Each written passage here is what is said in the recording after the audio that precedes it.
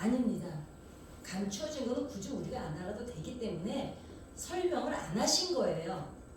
예를 들면 네피림 같은 거에 대해서 더 이상 설명을 안 하시죠. 그러니까 추측을 많이 하잖아요. 근데 그거는 굳이 우리가 이 땅에 사는 동안에 안 알아도, 그러나 네피림 때문에 타락했고 바로 노아의 홍수가 나타났으니까 이렇게 살면 안 된다는 것까지만 우리가 알면 되는 거지. 그러니까 하나님은 우리에게 비밀이 없으십니다. 근데 굳이 그러니까 이거예요. 못 알아듣는다고 인정을 안 하고 하나님이 어렵게 말씀하셨다 생각하니까 감추어진 것 같은 거예요. 예, 그렇지 않겠어요? 맞아요.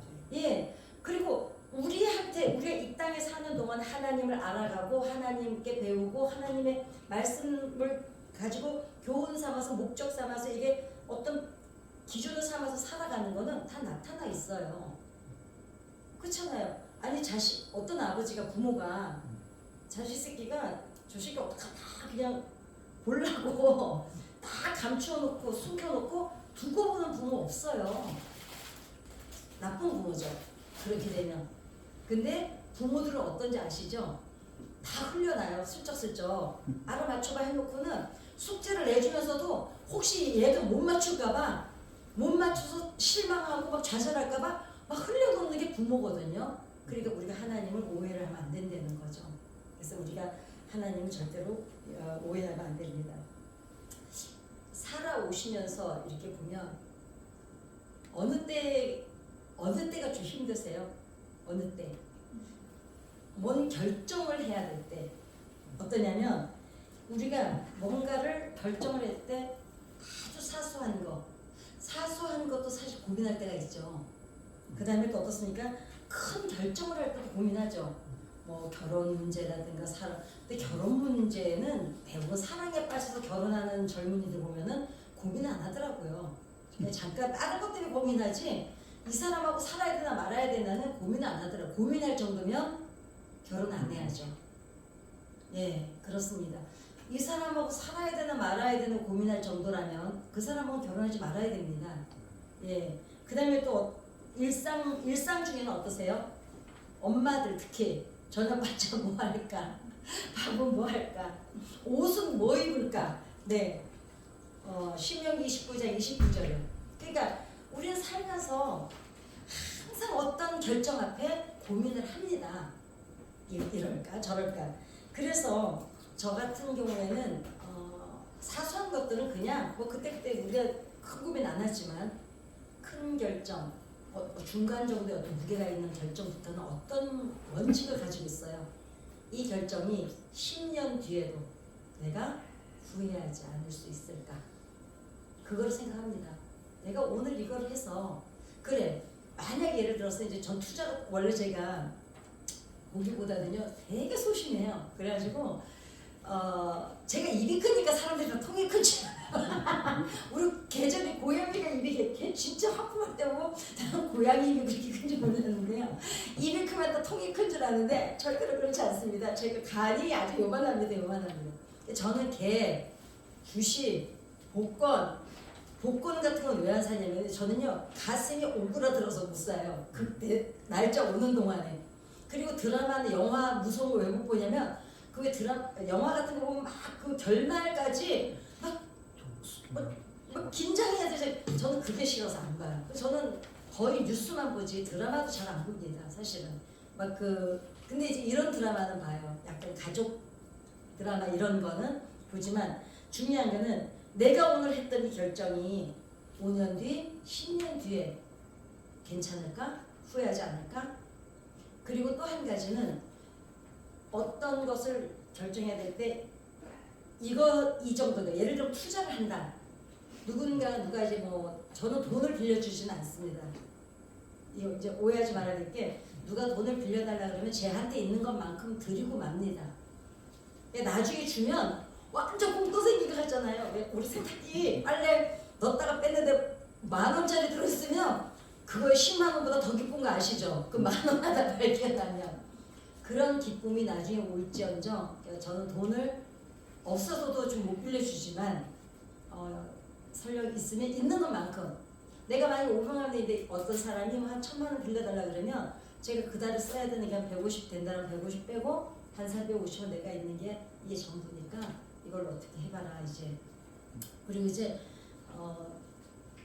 제가 어떤 분 한 분은 이제 이런 결정을 한 적은 있습니다. 뻔히 아닌데 나한테까지 와서 이렇게 피해를 주는 사람들이 있어요. 예. 그러면은 그 사람은 거기까지는 제가 당해요.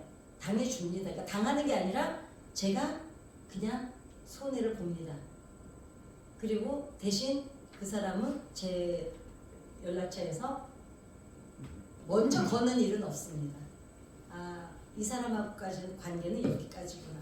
이제 그렇게 합니다. 근데 세상 사람들도, 그러니까 세상을 사는 사람들도 고민이 많지만 기독교인들은 특히 고민이 더 많습니다. 왜 그럴까요? 세상 사람들은 자기가 주인이잖아요. 그러니까 자기가 주인이니까 자기가 결정하면 돼요. 근데 우리는 우리가 주인이 아니잖아요.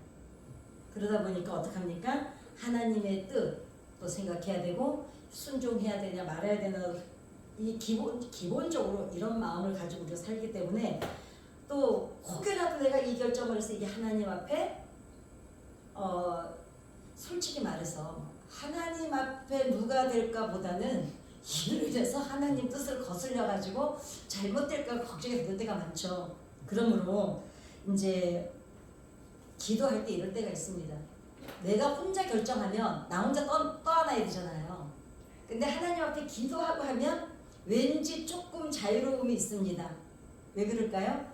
기도했으니까 하나님이 이건 좀 안 될 때도 하나님 도와주시지 않을까의 기대와 그 또 하나님이 또 인도하셔요. 하다가 뭐 정 봐서 얘가 정말 우리가 하고 싶어 하는데 이게 얘 힘으로는 안 되겠다 싶으면 하나님이 방향을 이렇게 사람들을 붙여주기도 하시고 살아보면 그렇잖아요. 내가 어느 때 슬픔에 잠겨 있을 때 어느 길목을 돌아섰더니 거기에 나를 위로할 사람이 있었어요. 그죠? 그 사람 하나님이 천사로 땅에 사는 그러니까 천사라기보다 하나님께서 우리 천사를 또 기다리러 보내주셨어요. 어떤 때는 어떤 누군가의 손을 잡고 일어설 때도 있고 누군가의 길에서 우리가 쉴 때도 있고 그렇습니다. 이제 그러면 하나님의 올해는 그러자 우리 해마다 새해가 되면 그러잖아요. 하나님의 뜻대로 살아야지. 올해는 하나님의 뜻을 좀 더 구해야지. 하나님의 마음에 맞게 살아야지. 새해가 되면 더 결심합니다. 도대체 그 뜻이 뭘까? 뜻이. 그러니까 그 뜻이 뭘까? 그럴 때 어떻게 생각하세요? 뜻이 뭘까? 하나님의 뜻이 뭘까 할 때. 이게 진짜 애매하거든요. 안 그러세요? 진짜 코에 걸면 코걸이, 귀에 걸면 귀걸이 될 때가 되게 많아요. 이거를 조금 명료화를 좀 시켜드릴게요. 너무 복잡하니까. 그래서 인생 복잡해 죽겠는데 진짜 그지? 의도라는 사전을 찾아보고 의도라는 뜻이 뭔가 봤더니 생각하는 거야 계획. 생각이나 계획이 의도래요. 그러니까 하나님의 뜻이 뭐냐? 의도. 그러니까 하나님의 의도가 뭐냐 이거죠. 근데 이거를 너무 어렵게 생각해서 의도 간단하잖아요. 제가 늘 말씀드리죠. 우리가 행복한 게 하나님의 첫 번째 의도세요. 그 의도로 세상을 지으셨고 그 의도로 우리를 지으셨거든요. 그 의도 때문에 예수님 보내셨고 그쵸? 그러니까 이거를 우리가 이 의도가 왜 무거우냐면요. 뭔가 나를 배제하고 생각하니까 무거운 거예요. 안 그러세요? 그냥 지금 편안하니까 막 얘기해도 괜찮아요. 아니 정말 그래요. 왜냐면 우리가 너무 무겁게 하나님과 우리 관계 이 간극이 너무 멀게 느껴지고 너무 무겁게 생각하니까 이게 무거운 거지 아주 그냥 쉬운 얘기예요. 아무것도 아니요. 고민할 이유도 없는 거예요. 하나님 뜻이 뭐예요? 나의 생각은 내가 안 하니 재앙이 아니라 평안이요. 너희 장래에 소망을 주려는 것이 내 생각이라는 거예요. 뭘 더 이상 따져요 거기다가. 그죠? 평안이야. 우리가 평안하고 장래에 소망을 주는 우리에게 소망을 갖고 있는 게 하나님의 의도세요. 그러니까 그 외에 막 중간에 있는 것들은 우리가 살아가면서 흐트러질까봐 지침서로 주신 거죠. 그렇지만 골자는 본질은 하나예요. 우리가 행복한 거예요. 그러니까 올해 하나님 뜻대로 어떻게 사셔야 돼요? 오케이! 오케이 말이. 그래요. 간단해요. 행복해야 돼 우리가. 그런데 안 행복하니까 문제잖아요. 그러니까 설교를 하잖아요. 이렇게. 어렵게 생각하지 마세요. 항상 오늘 나한테 물어보세요. 나 오늘 어때? 일어나면서 어저께도 말씀드렸죠. 하나님 고맙습니다. 이러면 벌써 내 마음에 뭐가 찬찬한 파동이 일어나기 시작하잖아요. 하나님 앞에 나를 하나님과 하나님의 의도가 아니라 하나님 앞에 나를 감사를 시작하면서부터 하루가 시작되면 행복이 첫 단추가 끼어지는 거예요. 그리고 아침 먹고 나서 기분 나쁜 일 생길 만도 해요. 그러니까 누가 그래? 누구는 눈길에 이렇게 차가 이렇게 삥 가다가 풍 했대. 그랬더니 두 가지예요. 한 사람은 이렇게 말해요. 그걸 이제 셀프 텔러라 그러는데 자기한테 자기가 하는 말. 그러니까 우리가 혼잣말을 하는 거 보면 내 영성 상태를 알 수 있다는 거예요. 이럴 줄 알았어 내가. 어쩐지 요즘에 잘 되더라 뭐가. 그러더니 오늘 부딪혔다 이거야. 내가 어쩐지 뭐가 잘 되긴 내 불안불안했다. 오늘 이 일이 일어나려고 그동안 순탄했던 거야. 오늘 그래서 이 재수 없는 일이 일어난 거야. 이거는 늘 부정적인 생각을 갖고 있는 사람이라는 거예요. 근데 아이고 하나님 고맙습니다. 그래도 차가 안 부서지고 반바 하나만 바꾸니 얼마나 고맙습니까? 어떤 사람은 눈길에 또 굴러가지고 벼랑으로 떨어진 사람도 있는데 물론 우리가 극단적인 것과 너무 비교하는 건 안 좋지만 감사를 찾아보자는 거죠. 그러면은 어떤 사건 앞에서 내가 어떻게 반응하냐가 내 영성이 되는 거예요. 그죠? 이해가 가시죠? 그러니까 간단해요. 하나님 뜻이 뭘까? 행복해지는 거예요. 그리고 행복은 어떻게 찾는 거예요? 감사를 찾으면 돼요. 아니 되는 일 하나도 없거나 사는 꼬라지가 이 모양인데요. 그 모양인데 그래도 내가 정신줄 안 놓고 기도할 수 있는 게 얼마나 감사해요. 찾으면 찾아져요. 하고자 하는 사람은 방법을 찾고 하기 싫은 사람은 뭐예요? 구실을 찾는다 그랬죠. 이래서 안 돼, 저래서 안 돼, 나는 이래서 안 돼. 이렇게 가는 거예요. 또 올해 하나님 뜻을 올해도 하나님 뜻대로 사시시나? 이런 거예요. 행복해지는 거예요. 어떻게 해요? 감사가 회복되는 돼요. 감사할 때 파동이 일어나요. 감동의 파동이. 감동이 일어나야 행복을 가거든요. 공식이야. 이 공식만 안 잊어버리면 돼요. 그 다음에 그래서 어떻게 하냐. 그러면은 오늘 이 말씀이 뭐냐. 감추인 일은 하나님께 속하였거니와 나타난 일은 영원히 우리와 우리 자손에게 속하였느니 그게 뭐예요? 행하게 하시려고. 나타난 거는 니네가 알아서 해. 우리를 온 것 아니잖아요.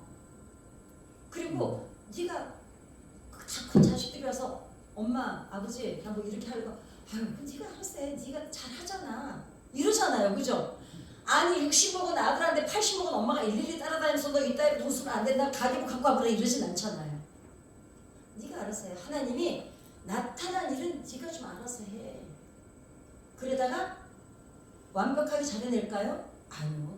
70살이 돼도 넘어질 때 있고 80살이 돼도 인생 경험이 60년, 70년 쌓아졌다고 내가 실수 안 하라는 법이 없습니다. 넘어집니다. 그럼 그거 가지고 뭘 사먹으면 돼요? 이만큼에서 감사합니다. 감사 찾아가지고 거기서 다시 보완해 가면 되는 거죠. 그러니까 현재 나타난 것은 이미 우리 삶에 일어난 일을 말하는 건데 하나님은 이미 의도를 오늘 말씀에 뭐라 하냐면 하나님께 이 감추인 것은 하나님께 속했고 나타난 것은 너희에게 다 보여줬으니 어떻게 하라고요? 선택의 최종 결정은 니네가 해. 그거예요. 감추인 거 그거는 내 거야. 내 안에 속한 거야. 나타난 일은 오늘 뭐라 그랬어요? 너와 네 자손이 지키고 행하게 하려고 나타내 주셨다는 거예요. 감춘 거는 내 거고 이미 나타난 거는 너와 네 자손들이 행하게 하려고. 그 니네가 알아서 결정하려는 거예요. 이거를 뭘 행해야 되냐 이게 아니라 그냥 하루하루 오늘 우리의 나타난 일. 예를 들면은 제가 뭐 저밖에 예를 들 사람이 없으니까 제가 예전에 그 시험 가나야 될 때요. 정말 얼마나 간절했겠어요. 그죠? 여자가 아이를 갖기 위해서 기도하는 건요. 사람들이 상상하는 것 이상입니다. 더군다나 그냥 임신을 해서 잘 건강하게 자라게 해주세요가 아니라 없는 애를 안 되는 걸 해결하라고 기도하는 거니 얼마나 절박했겠습니까? 그랬는데 그때는 시험관이 3번 실패할 때 서운하더라고요. 왜냐하면 그때는 막 병원에 와서 유산시켜도 마음대로 유산시킬 때예요. 80년대니까 90년대거든요. 그때는 유산 막 시키고 이래도 법으로 안 걸렸잖아요. 병원에 가서 앉아서 보면 그런 여자들이 오는 거예요. 내가 그때 울면서 그래서 하나님 저리 싫다는 사람 애기 주지 마세요. 그리고 저 애 다 져주시면 제가 다 낳을게요. 뭐 열이면 열 다 낳겠더라고요. 그때 마음은. 근데 3번째까지 딱 실패되는데 그때는 서운했어요. 그리고 이런 생각도 들더라고요. 내가 아니 애 낳게 해달라고 얼마나 헌금도 많이 하고 그 개척교회요. 그 3년 동안 나가 섬기면서 십자가 탑까지 제가 다 해놨어요. 그래서 집 팔아가지고 반절 떼어가지고 교회 그 지하에 있는 교회 다 옮겨주고요. 아니 어떻게 하나님 아니 시험관 나게 하면 돈도 얼마 안 돼. 그때는 한 번에 하는데 2,800만 원. 보험 하나도 안 됐어요. 생돈으로요. 그것만 드나요? 그 외에 부수적인 3,500 정도 들었어요. 한 번 할 때. 그 여러분 제가 3번을 했으니 돈은 얼마 들었겠습니까? 서운하더라고요. 근데 제가 그때 지나고 나서 하나님 앞에 그때 제가 그런 믿음이 될 만한 인물이 아니거든요. 근데 내가 볼 때 성령님께서 하루 딱 하니까 나에게 그 깨달음을 주신 것 같아요. 왜 본인들이 잘 알잖아요. 내 인간성으로는 그 기도를 할 인간이 아니에요. 아마 난리를 치고 더 쳤지. 근데 어느 순간에 딱 차분해지면서 그 생각이 들더라고요. 그래, 그렇게 원하는데도 하나님이 안 주셔.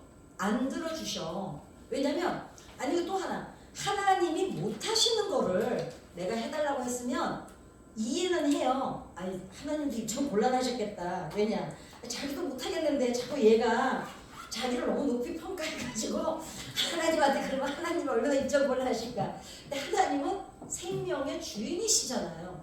그러니까 아니 없는 것도 만들어서 있게 하신 하나님이신데 그러니까 그 서운했지만 아니다. 하실 수 있는데 안 하셨어. 그러면은 이유는 있지 않으실까?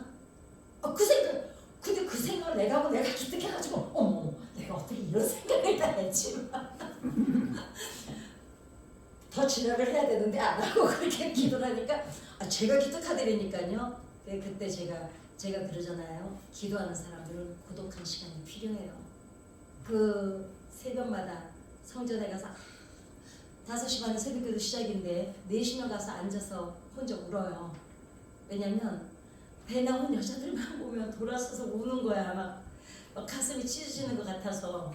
왜 남들은 그냥 되는 일이, 남들은 싫다고 유산하는 이 일이 나는 이렇게 애를 써도 안 될까? 막 그랬어요. 근데 거기서 앉아서 그 시간을 돌아보는데 그래 나도 할 만큼 했어. 최선을 다했어 나도. 그리고 하나님도 충분히 들으셨어. 그런데 아니라면 아닌 거야. 결론을 딱 내렸어요. 딱 내리고 그럼 지금 내가 여기서 바로 지금 내 앞에 이 나타난 이 현상 안 됐어. 그럼 하나님 도대체 내가 어떻게 살기를 원하실까? 그래서 그때 우리 여의도 순복음교회가 엘림 선교회가 있잖아요. 그 왜 저 있어요. 네. 그죠? 네, 거기 장애인들도 이제 있고 막 이렇게. 그래서 그때부터 거기로 후원하기 시작한 거예요. 거기에 이제 후원하고 제 이제 어디 유튜브가 어디에 보면 올려져 있을 건데 그러니까 그때부터 그래 나는 내 배로 아이는 낳지 못했지만 내가 남이 낳은 애를 도와줄 수는 있겠구나. 그래가지고 이제 그렇게 이제 하기 시작한 겁니다. 그러니까 감추인 것 하나님이 이거는 내게 속한 거야 한 거를 왜 사람들이 성경을 가지고 유튜브를 보면 유튜브는 정말 이제는 보시면 안 되는 게요. 이젠 자기 얼굴 내놓고 진짜 사람이 말하는 거 말고 보시면 안 됩니다. 왜냐면 어저께 보니까 뉴스에 보니까요. 90%가 가짜 AI가 얼마나 가짜를 쏟아내고 있는지. 근데 요즘에는 제가 고양이 프로를 많이 이제 듣잖아요. 그 고양이 프로도요, 이제는 얼굴도 AI가 만든 얼굴, 말도 AI가 해요. 사람 목소리가 아니에요. 거의. 그 다음에 성경 설교 나오는 것도 본인 목소리들이 아니고요. 이제는 원고를 AI가 읽게 해서 내보내더라고요. 그러니까 유튜브 이제는 정말 조심하셔야 됩니다. 왜냐하면 어저께 뉴스 보니까 아무튼 그렇더라고요. 그 쭉 거기에 그 가짜들 뉴스들을 보면 뭐가 있어요? 하나님이 굳이 감추어 놓으신 거. 감춘 게 아니에요. 이거는 나한테 속한 거야 라는 거야. 이게 아다르고 어다른 거예요. 감추는 게 아니에요. 감춰 놓으신 게 아니라 하나님께 속한 거. 오늘 본문에 보니까 내게 속한 것은 우리가 알려고 하지 말고 지금 보여주신 것만 고민하려는 거예요. 그러니까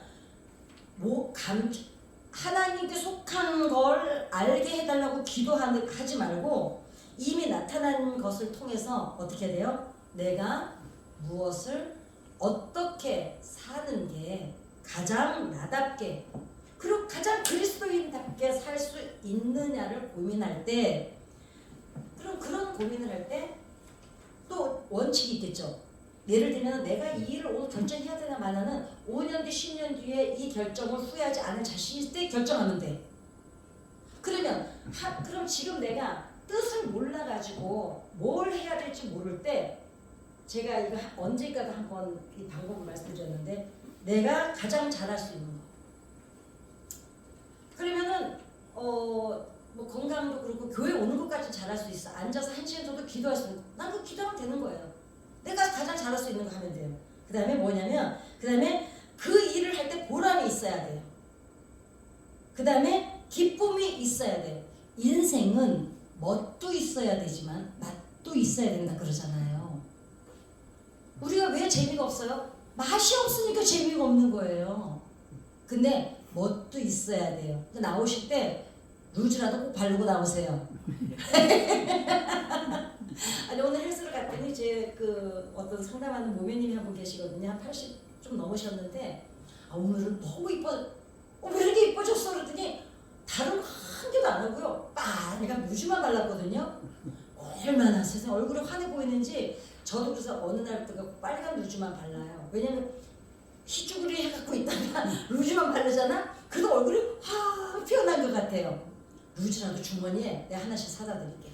꼭 넣어갖고. 그게 달라요. 제가 그러죠. 저는 우리 집 앞에 편의점 나갈 때도 쓰레빠 칙칙 끌고 안 나간다고. 추리닝 자체를 입지를 않습니다. 운동하기 전에는. 그리고 어떻게 해요? 멋도 있어야 돼요. 멋이, 내가 나를 위해서 멋을 부릴 때 내 삶의 질이 달라져요. 그리고 맛이 있어야 돼요. 이게 뭘까요? 맛이 있다는 거는 보람이 있어야 돼요. 기쁨이 있어야 됩니다. 그래서 그럴 때 그게 하나님 안에서 하나님 뜻과 내 뜻이 맞는 거예요. 그런데 하나님 뜻을 찾아서 하기는 하는데 죽을 맛이야. 너무 나한테 벅차. 힘이 들어. 맛이 없어. 재미가 없다. 한마디로 재미가 없어. 이러면 그 일 솔직히 말씀드립니다. 놓으세요. 그게 교회 봉사라도. 왜냐? 생각해 보세요. 내가 기쁨이 없이 하는 일에는 반드시 보람과 기쁨, 맛이 없이 하는 봉사에는 반드시 후폭풍이 오게 돼 있습니다. 왜냐? 힘들어 죽겠다 보니까 우리가 모든 일이 있잖아요. 내가 좋아서 막 하는 일은 에너지를 오히려 받아요. 그래서 그 일을 한다면 더 기뻐서 집에 가서 더 좋은 일을, 더 힘을 내서 일을 합니다. 그런데 나와서 길을 다 빨리고 집에를 가면 눕기 바빠요. 애들이 건들면 짜증부터 나요. 내가 좋아서 하는 일은 힘을 얻지만 싫어서 하는 일은 그렇게 에너지를 딱딱 긁은 다음에 누가 건들기만 하면 어떻게 해요? 아 싫어! 하지마! 짜증이 날 수밖에 없습니다. 그래서 하나님의 뜻을 찾는 거는 어떻게, 하나님의 뜻이 뭘까? 뜻은 아까 말씀드렸죠. 중요한 거는 내가 당장 이 자리에서 할 수 있는 거. 돈이 없으면 없는 대로 할 수 있는 거, 힘이 없으면 힘이 없는 대로 할 수 있는 거. 그러니까 내가 지금 할 수 있는 일인데 보람도 되고 기쁨도 되고 맛이 있는 일. 그래야 내가 예를 들어서 여기서 피아노를 친다. 피아노 하나도 에너지 전달이 다릅니다. 그걸 영적인 코드라고 그러죠. 자, 그러면 첫째는 정리를 한다면 하나님의 뜻은 뭐라고요? 내가 행복하게 사는 거. 어떤 결정을 해야 될 때는 뭐라고요? 5년 뒤, 10년 뒤에 내가 이 결정을 후회하지 않을 수 있나 고민해 보는 거. 그다음에 하나님의 일, 그러면 하나님의 뜻이 알았으니 내가 어떻게 살아야 되냐는 기쁨이 있어야 되는 거죠. 내 안에 기쁨이 반드시 있어야 됩니다. 왜냐하면 우리가 응답받았다고 할 때 가장 많이 듣는 말이 뭐예요? 응답받았어. 그럴 때 그 사람이 뭐가 있었다 그러냐면 이렇게 말해요. 내 마음에 소원을 주시더라. 그러죠. 그 소원이 이때 사용하는 소원이라는 단어 속에는 내가 하고자 하는 열망이 포함되어 있다는 뜻이에요. 다시 그때 하나님이 나에게 소원을 주시더라. 이 말은 뭐냐면 그 소원 속에는 내가 뭔가를 하고자 하는 열망까지 포함되어 있는 게 소원이라는 거죠. 근데 소원이 왔는데 하기 싫어. 이거는 소원을 받은 게 아니에요. 그죠? 소원이 왔어? 이거 하면 되겠네? 이거까지가 응답이라는 거죠. 그렇다면 내가 못하는 데 에너지를 쏟느라고 뒤로 쓰지 말고 내가 즐겁게 행복하게 그리고 수월하게 해낼 수 있는 걸 찾으려는 거예요. 이해가 가시죠? 즐거워야 돼. 행복해야 돼. 그리고 내가 쉽게 할 수 있는 일을 해야 돼. 못하는 걸 하려고 길을 쓰다 보면은 내가 먼저 지쳐서 넘어집니다. 나는 그런데 이런 경우 있어요. 나는 잘 못하는 일인데 어떤 사람이 너무 잘해요. 그런데 그 사람이 너무 그 일을 잘하는데 사람들이 막 박수를 쳐주는 거야. 그러니까 나도 저렇게 해가지고 박수 좀 받고 싶다. 그러니까 그럴 때는 뭐가 생긴 거예요? 어떤 사람이 자기 일을 잘해내서 나는 못하는 일인데 저 사람이 잘해가지고 막 박수를 받아 사람들한테 부러워. 그럼 내 안에 뭐가 생긴 걸까요? 욕심. 욕심은 나도 저렇게 박수 받고 싶어. 이럴 때는 뭐가 생긴 거예요? 욕심이 생긴 거예요. 왜 남들이 알아주지 않으면 이래. 욕심이 앞서면 일은 그르칠까요? 안 그르칠까요? 그르칩니다. 왜냐하면 남들이 좀 안 알아주면 어때? 생각해 보세요. 내가 기뻐서 최선을 다할 수 있다면 이미 그게 하나님은 받으신 거예요. 근데 보이지 않는 하나님 받으신 게 재미가 없는 거야. 왜냐면 하나님 박수는 안 들리잖아요. 그런데 욕심을 부립니다. 하나님이 받으신 거는 잘 모르겠어. 근데 반드시 그걸 알아야 돼요. 욕심 안에는 뭐가 있냐면 질투가 들어있죠.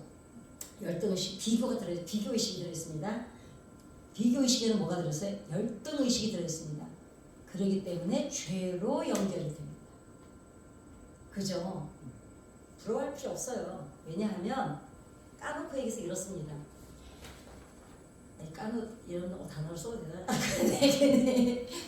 저 사람이 잘하는 거는 저 사람 몫이에요. 제가 아이를 내려놓으면서 하나님 앞에 그게 들었어요. 그래, 저 사람들은 저 사명을 가지고 이 땅에 온 거야. 뭘로? 한나를 통해서 사무엘을 주신 것처럼 저분들을 통해서 하나님이 저 후손들을 통해서 할 일이 있어서 저 사람이 필요하셨던 거야. 나는 다른 일이 있을 거야. 제가 아마 제가 이렇게 체력이 약간 저주 체력이거든요. 제 체력으로는요, 애가 있다면 애 키우느라고요 밖에 못합니다. 고양이 한 마리도 얼마나 짭짭했는데 어떻게 할까요? 결국 내가 못하는 거에 과도하게 에너지를 쏟아붓느라고 지치면은 자해공갈단 알죠? 자해공갈단. 자기가 막 긋고 와가지고 저 사람이 그랬다고 저기 고사하던 그 깡패들 자기가 자기를 자해할 필요 없는 거예요. 그 사람 잘하는 일 두고 나는 내가 잘하는 일을 하면 돼요. 그런데 이게 자부심이 본인이 있어야 돼요. 그래야 자존감이 높아져요. 그런데 저 사람 저걸 잘하는데 나는 할 줄 아는 게 없어서 이걸 해. 이렇게 되면 열심히 내가 일을 하면서도 기쁨이 없어. 맛이 없어요. 그리고 어떻게 될까요? 지칩니다. 그러니까 뭘 하지 말아야 될까요? 비교. 절대로 비교하면 안 돼요. 이건 하나님도 원하지 않으시지만 우리에게도 전혀 유익이 안 됩니다. 올해는 첫째, 행복하셔야 됩니다. 아멘. 맛있게 사셔야 됩니다. 아멘. 그 다음에 내가 할 줄 아는 것만 하셔야 됩니다. 아멘. 이 세 가지가 올해의 목적이 되시면 엄청나게 삶이 행복하실 거예요. 아멘. 네. 그러니까 어떤 사람은 저 사람 박수 받고 저 사람은 저건가 보다. 그리고 박수를 못 받으면 어때? 근데 이제 인정 욕구가 제가 상담실에 오시는 분들이 거의 자존감이 바닥이시죠. 왜냐면 그러니까 상담실까지 이제 오시게 되긴 해요. 문제가. 근데 대부분 자존감이 바닥인 분들이 뭐가 제일 가로막냐면 인정 욕구에 목말라 있습니다. 인정 욕구는 왜 생기는 걸까요? 비교 의식에서 오는 겁니다. 뭔가 내가 인정받고 싶은데 누구처럼 그게 안 되니까 자존감이 바닥을 치는 거예요. 그런데 그러면 그 원인은 어디에 있을까요? 물론 세상적인 심리학에서 보면 뭐 어렸을 때 어쩌고 저쩌고 오지만 첫째는 영적인 정체성 부재입니다. 네. 아이 필요 없어. 니네가 나 싫어? 하지마 그럼. 난 하나님하고 그냥 하나님하고 정말 충분해. 이것만으로 충분해. 그래서 내가 기쁨의 맛이 나에게서 맛이 나오기 시작하면 사람이 와서 붙어요. 근데 나는 다른 사람들하고 아무것도 안 되고 이제 나에 대해서 불평을 하기 시작하면 모든 사람들이 부담스러워서 떠나갑니다. 인정을 못 받는 게 아니라 인정 욕구가 있는 사람들이 왜 인정 욕구가 더 목마르냐면 끊임없이 투쟁을 해요. 끊임없이 아주 에너지를 다 퍼내가지고 투쟁을 해. 그 인정 밖에서 그걸 내려놓으면 그때부터 사람들이 저절로 와서 붙어요. 그죠? 왜냐? 이 사람하고 있으면 편안하거든요. 나랑 비교를 안 하니까. 근데 인정 욕구에 메말려 있는 사람은 자기가 뭘 해놓고도 과도하게 칭찬을 요구해요. 다른 사람들에게. 말은 안